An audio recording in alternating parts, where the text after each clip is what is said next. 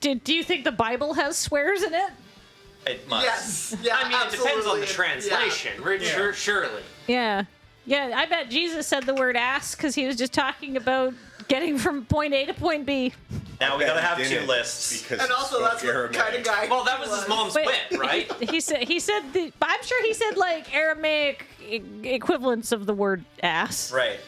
I think that we have been associating donkeys and body parts together. I think that some of those swears are very just to the human language. So there would have been an Aramaic kind of equivalent of the pun that we're talking about. Now I'm actually curious what the Aramaic word for a donkey was. Okay. This is absolutely beside the point. Oh, now we're Well, getting I'm looking into- forward to finding yeah. out. Uh-huh. Oh, people in chat saying that the Bible has lots of equivalent swears, but English translators generally tone it down a lot. Wow, cowards. Right. Victorians. King James. The double entendre Do you all- is as old as language. Do you want to talk about how far the Victorians set women back? Like, women were doing better before the Victorian era. Like, in the Edwardian era, they did a lot of the bookkeeping for the house, right? They were like household managers. And it was during the Victorian era when it became this idea of like, no, they have to be genteel and they don't actually do any of that work. Wow. Thanks, Victorians. Well, good news. I found an Aramaic translator. The problem is Bad that news is it's in Aramaic. the bad news is that it's in an alphabet I can't read. How many of the symbols are the same between ass and like bum and donkey? Oh, people were Well, I right. put in donkey Okay. just to see what the actual word would be, and the problem is that one, it's 4 characters, but I also know that Aramaic is a Semitic language which Yeah. doesn't typically have The- written vowels, so it would be probably 4 consonants. So D-N-D-K. if anybody can transliterate the Aramaic for donkey for me. Thanks, Joe! You're a helper!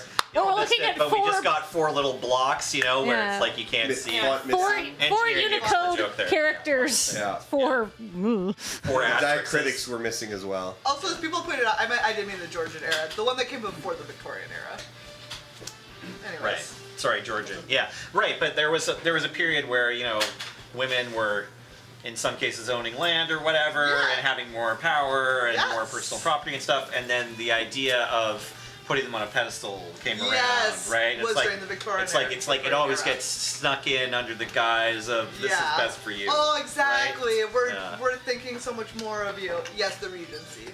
Nice. Okay. Also, so did you all know that Jane Austen died quite young? She died in her 40s. And they to this day don't know, right? Because how are you supposed to know? It was so long ago. But they narrowed it down. Like, they think that there's a chance that either she had Hodgkin's lymphoma, because a lot of the illness that she described follows, like, if you have untreated Hodgkin's lymphoma, you have really ill periods, but then you get better for a long time, and that's the cycle that she went through. But the other thought is that potentially she was just slightly poorly, and then got prescribed a lot of arsenic because doctors did that at the time. Yeah, that's It actually might have just been fairly straight up common. arsenic poisoned by doctors. Yeah. Oh. But, okay, I'm sorry, this is a tangent, but I have to tell you about one more thing. Yeah. Which is that there's this like really lovely biography of Jane Austen that like looks at her life via the different places that she lived. And it also talks a lot about her relationship with her sister, because they were very, very close.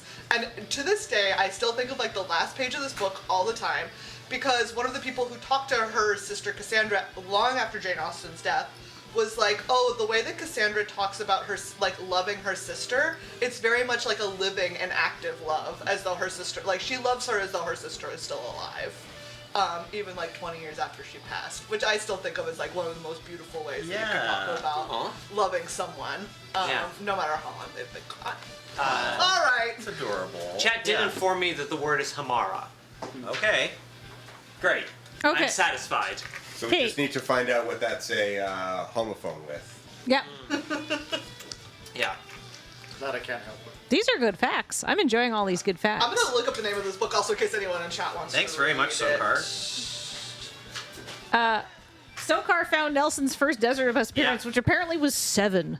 Oh, Okay. wow. Yeah, I mean, I've been in the atmosphere for a while, you know? Yeah. Yeah. We've been annoying Nelson at Yellow Jacket for many years Yeah, before he came and was Where- annoyed by us here. Where was 7? That So was that's like Moonbase 2 or something? Moonbase 3, technically. 3, okay. Oh, it was. Yeah. Wow, In the wow. basement. Yeah. Yeah. Down in the basement.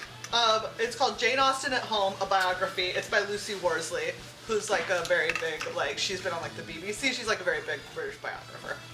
Anyways, really, really great book. Cool. That's been your Jane Austen Minute with Megan. We'll I have like to bring Jane. that back tomorrow. I dig Jane oh my Austen. God, in don't it. tempt me. I awesome. do like Austen. All right, tomorrow we can have an Austen minute if you want to prepare a second Austen fact. Oh my God. Nice. All right, everybody's. And Dan, you said you like Jane Austen. Do you have Jane Austen facts to contribute? I read a really, really fascinating book ages ago, evaluating her work through the lens of through the lens of economic theory, and basically like that it's like that not necessarily directly, but within her works is encoded like just as a result of her being so like sharp and passionate about the state of society. There is encoded within it like criticisms of economics, but also like observations of the economic relationship and the gendered nature of it. Oh, absolutely. Also, was this Jane Austen in the State? Orange cover? Maybe not. That's another But one. apparently that's another good That's one. another All right, great yeah. one. Okay, sweet. That was a little bit more academic. That's like Jane Austen. No, at it Home, was this. very good This was biography. very academic. I bet it's Jane Austen in the State. It might be. I would need to. I would need to. I pull it cannot out. believe I'm sitting in the room with another person who might have read Jane Austen in the State. Congrats, you two. Yeah. This, This is a really big day for Yeah. me. Yeah. this is what Michael Desert. Newman erasure. This is Did- bringing us together.